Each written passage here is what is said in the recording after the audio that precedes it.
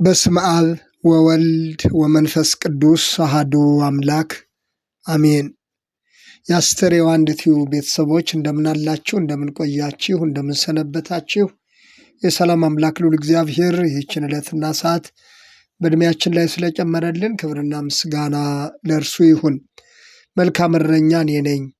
መልካም እረኛ ነፍሱን ስለ በጎቹ ያኖራል። የዮሐንስ ወንጌል ምዕራፍ 10 ቁጥር 11 የዘመነ ስብከት የመጨረሻ ሳምንት ላይ ደርሰናል። እግዚአብሔር ወዶና ፈቅዶ ከመጀመሪያው የዘመነ ስብከት ሳምንት ስብከት ብርሃን እያልን ሶስተኛው ሳምንት ኖላዊ በምንለው ሳምንት ላይ ደርሰናል።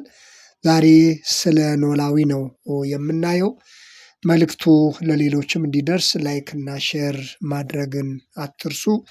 በየጊዜው የሚለቀቁት መልእክቶች እንዲደርሷችሁም ሰብስክራይብ በማድረግ እንድትጀምሩ በአክብሮት አሳስባለሁኝ። መልካም እረኛ እኔ ነኝ። መልካም እረኛ ነፍሱን ስለ በጎቹ ያኖራል። መድኃኒታችን ኢየሱስ ክርስቶስ የተናገረው ቃል ነው። በመጀመሪያ እረኛ ማለት ምን ማለት ነው የሚለውን ጥቂት ሀሳቦችን እናያለን። እረኛ ማለት በጎቹን፣ ፍየሎቹን ወዘተ የሚያሰማራ ከአውሬ የሚጠብቃቸውና የሚጠፉትንም የሚፈልግ የጠፋውንም የሚፈልግ ለበጎቹ ግድ የሚለው ማለት ነው። ለምሳሌ ሕዝቡን የማይጠብቁ እረኞችን እግዚአብሔር ወቅሷቸዋል። ለሕዝቡ ደንታ ያልነበራቸውን፣ ለሕዝቡ ግድ የሌላቸውን እረኞች እግዚአብሔር የማሰማሪያዬን በጎች ለሚያጠፉና ለሚበትኑ እረኞች ወዮላቸው። የማሰማሪያዬን በጎች ለሚያጠፉና ለሚበትኑ እረኞች ወዮላቸው፣ እንዲሁም ራሳቸውን ለሚያሰማሩ እረኞች ወዮላቸው በማለት በነቢያት ሲናገር ቆይቷል። ስለዚህ ወዮታም አለበት ማለት ነው። በመጨረሻ ግን መልካም እረኛ የሆነው ራሱ ክርስቶስ የጠፉትን ሊፈልግና ሊያድን ወደ ዓለም መጥቷል። ልበ አምላክ ዳዊት እግዚአብሔር እረኛዬ ነው፣ የሚያሳጣኝ የለም፣ በለመለመ መስክ ያሳድረኛል፣ በዕረፍቱ ውኃ ዘንድ ይመራኛል፣ ነፍሴን መለሳት እያለ የዘመረለት እግዚአብሔር በዘመኑ መጨረሻ ላይ እግዚአብሔር ወልድ በሥጋ ተገልጦ የጠፉትን ሊፈልግና ሊያድን ወደ ዓለም መምጣቱን፣ መልካም እረኛ የሆነው እርሱ ወደ ዓለም መምጣቱን የእግዚአብሔር ቃል ያስተምረናል። እንደ ቤተ ክርስቲያናችን ስርዓተ አምልኮ ደግሞ በዚህ በዘመነ ስብከት መጨረሻ ከጌታ ልደት በፊት ባለው እሁድ ኖላዊ በመባል ትምህርቱም ዝማሬውም ስርዓተ አምልኮም በዚህ ዙሪያ የሚያጠነጥን ነው። ቅዱስ ያሬድም ኖላዊ ዘመጻ ውስተ ዓለም፣ ወደ ዓለም የመጣ እረኛ ሲል ዘምሯል። እንደተባለው ነፍሱን ስለ በጎቹ የሚሰጥ ክርስቶስ መጣ።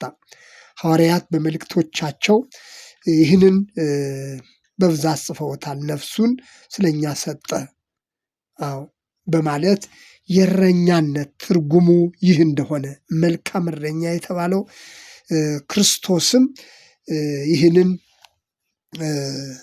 በምድር መጥቶ ማከናወኑን እንግዲህ ቤተ ክርስቲያን በዚህ ሳምንት በተለይ ኖላዊ በምንለው ሳምንት ይህንን በትምህርትም በስርዓተ አምልኮም ትፈጽማለች።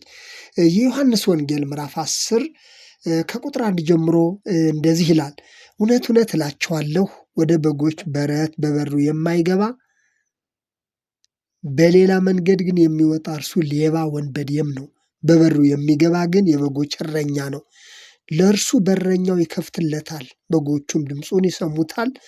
የራሱንም በጎች በየስማቸው ጠርቶ ይወስዳቸዋል። የራሱንም ሁሉ ካወጣቸው በኋላ በፊታቸው ይሄዳል።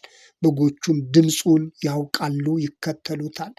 ከሌባው ግን ይሸሻሉ እንጂ አይከተሉትም፣ የሌሎቹን ድምፅ አያውቁምና። ኢየሱስ ይህንን ምሳሌ ነገራቸው፣ እነርሱ ግን የነገራቸው ምን እንደሆነ አላስተዋሉም። ኢየሱስም ደግሞ አላቸው፣ እውነት እውነት እላችኋለሁ እኔ የበጎች በር ነኝ። ከእኔ በፊት የመጡ ሁሉ ሌቦችና ወንበዴዎች ናቸው፣ ዳሩ ግን በጎቹ አልሰሟቸውም። በሩ እኔ ነኝ። በእኔ የሚገባ ቢኖር ይድናል፣ ይገባልም ይወጣልም፣ መሰማሪያም ያገኛል። ሌባው ሊሰርቅና ሊያርድ ሊያጠፋም እንጂ ስለ ሌላ አይመጣም። እኔ ሕይወት እንዲሆንላቸው እንዲበዛላቸው መጣሁ። መልካም እረኛ እኔ ነኝ። መልካም እረኛ ነፍሱን ስለ በጎቹ ያኖራል። እረኛው ያልሆነው በጎቹ የእርሱ ያልሆኑ ሙያተኛ ግን ተኩላ ሲመጣ ባየ ጊዜ በጎቹን ትቶ ይሸሻል፣ ተኩላም ይነጥቃቸዋል፣ በጎቹንም ይበትናቸዋል በማለት በዮሐንስ ወንጌል ምዕራፍ 10 ላይ ያስተማረውን እናገኛለን። እንግዲህ ከቃሉ እንደሰማነው በዚህ ክፍል ላይ እውነት እውነት እላችኋለሁ መልካም እረኛ እኔ ነኝ የሚሉት በተደጋጋሚ ተጠቅሶ የምናገኛቸው ናቸው። ወደ ዓለም የመጣ እረኛ፣ እውነተኛ እረኛ፣ ነፍሱን ለበጎቹ አሳልፎ የሚሰጥ መልካም እረኛ፣ እውነተኛ እረኛ የተባለው ክርስቶስ ነው። ስለዚህ እውነት እውነት እላችኋለሁ በማለት ነው የጀመረው።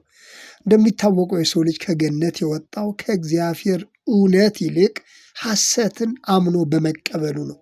ልብ ማለት ያለብን ነገር ቢኖር የሰው ልጅ ከእግዚአብሔር የወጣው ለሞት የተዳረገው ከእውነት ይልቅ ሐሰትን አምኖ በመቀበሉ፣ የዲያብሎስን ሐሰት አምኖ በመቀበሉ ነው። በዚህ ምክንያት ከእውነትና ከሕይወት ውጭ ሆኖ ለብዙ ሺህ ዓመታት በስጋውም በነፍሱም ሞቶ እንደነበረ ይታወቃል። ስለዚህ ክርስቶስ እውነትና ሕይወት ሆኖ ወደ ዓለም መጣ። ክርስቶስ እውነትና ሕይወት ሆኖ ወደ ዓለም መጣ። እኔ የምነግራችሁ ቃል እውነት ነው፣ ሕይወትም ነው። ሕይወት እንዲሆንላችሁ እንዲበዛላችሁ መጣሁ አለ። እኔ መንገድና እውነት ሕይወትም ነኝ፣ በእኔ በቀር ወደ አብ የሚመጣ የለም አለ። የዮሐንስ ወንጌል ምዕራፍ 14 ቁጥር 6። ክርስቶስ እውነትና ሕይወት ነው። ከእርሱ ውጭ ሕይወት፣ ከእርሱ ውጭ እውነት የለም። መልካም እረኛ እኔ ነኝ። መልካም እረኛ ነፍሱን ስለ በጎቹ ያኖራል አለ። ይህንን ያደረገ ክርስቶስ ብቻ ነው። ከእኔ በፊት የመጡት ሁሉ ሌቦችና ወንበዴዎች ናቸው፣ ዳሩ ግን በጎቹ አልሰማቸውም አለ። ሌባና ወንበዴ ነፍሰ ገዳይ የተባለው ዲያብሎስ ነው። ሊያርድና ሊያጠፋ ይመጣል ተባለ። ሐሰተኛ የሐሰት አባትም ተባለ። የሐሰት አስተማሪዎችንም የሚወክል ነው። ሐዋርያው ቅዱስ ጳውሎስ እኔ ከሄድኩ በኋላ ለመንጋው የማይራሩ ጨካኞችና ተኩላዎች እንዲነሱ አውቃለሁ ማለቱ ይታወቃል። የሐዋርያት ሥራ ምዕራፍ 20 ቁጥር 29 ላይ ከክርስቶስ መምጣት በፊትም ሆነ በኋላ ለመንጋው የማይራሩ ጨካኞች ሐሰተኛ መምህራን እንደሚገቡ ተጽፏል። የኢየሱስ ክርስቶስ እረኛነት ከሁሉ የሚለየው ግን መልካም እረኛ መሆኑና ነፍሱን ስለ በጎቹ አሳልፎ መስጠቱ ነው። መልካም እረኛ የተባለ እርሱ ብቻ ነው።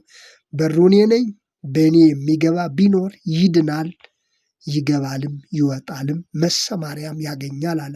በሩ እኔ ነኝ ማለቱ ወደ መዳን ወደ ዘላለም ሕይወት የሚገባበት እርሱ ብቻ ስለሆነ ነው።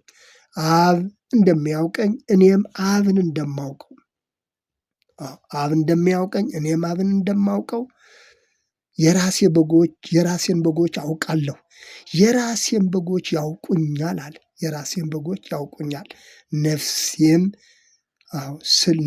ስለ በጎች አኖራለሁ። እርሱን በእምነት ስናውቀው፣ በእምነት ስንከተለው መዳን ይሆንልናል ማለት ነው። በጎቼ ያውቁኛል አለ፣ እኔም አውቃቸዋለሁ። በጎቼ ድምፄን ይሰማሉ ይከተሉኝማል።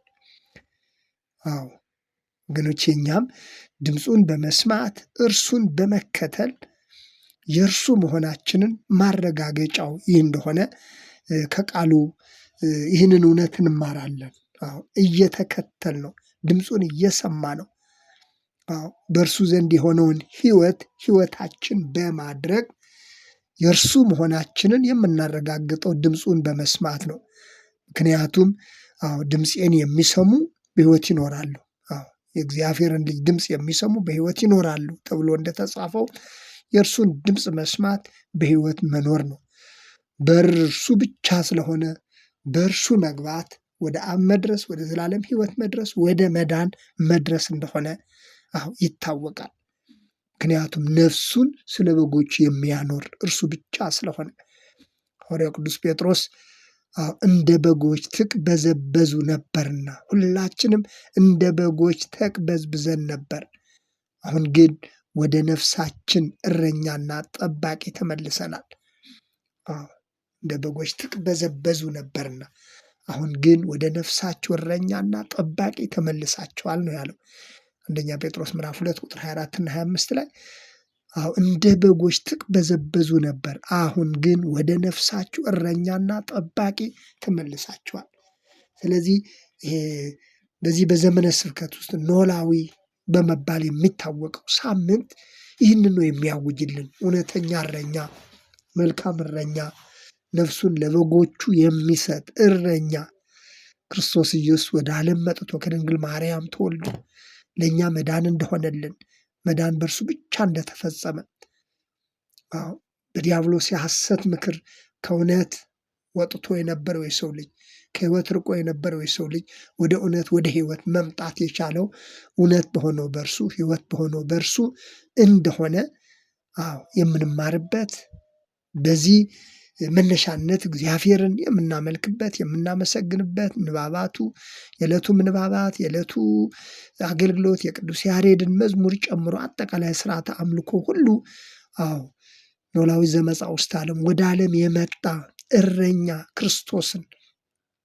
እያመሰገንን የነፍሳችን እረኛ የሆነውን የነፍሳችን ጠባቂ የሆነውን ስለ ነፍሳችን ራሱን አሳልፎ የሰጠውን ክርስቶስን መዳን የሆነልንን ሕይወት የሆነልንን ክርስቶስን በተለየ ሁኔታ የምናስብበት ሳምንት ነው። ስለነበረን ጊዜ አምላካችን እግዚአብሔር ስሙ የተመሰገነ ይሁን። አሜን።